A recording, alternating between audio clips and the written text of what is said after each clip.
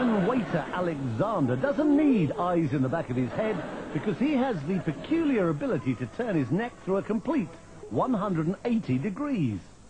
Normally the muscles and the vertebrae in the neck prevent that happening, but because of a peculiarity in his spine, Alexander has confounded orthopedic specialists for years. Many years ago, I started doing gymnastics, he says. That's when I noticed that my vertebrae seem to be very flexible and that I can turn my head farther than normal. I worked at it little by little, going a little farther each time, and one day I was able to turn my head all the way around.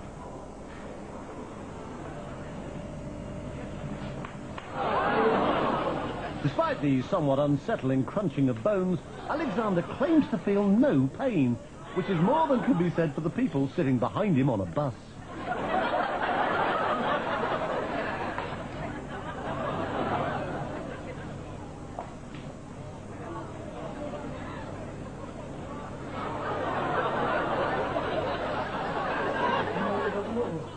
When I do it, it takes energy out of my whole body, he says. It requires 100% concentration.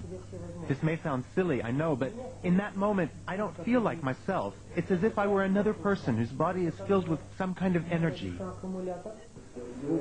I've been a radiologist for more than 30 years, he says, but I've never seen anything like it. Alexander is extremely flexible, no doubt about it. However, I suspect that it's a congenital ability. It's not something anyone could learn or train for. On the contrary, if someone else were to try it, they would surely break their neck. For me, it's absolutely normal and doesn't hurt at all.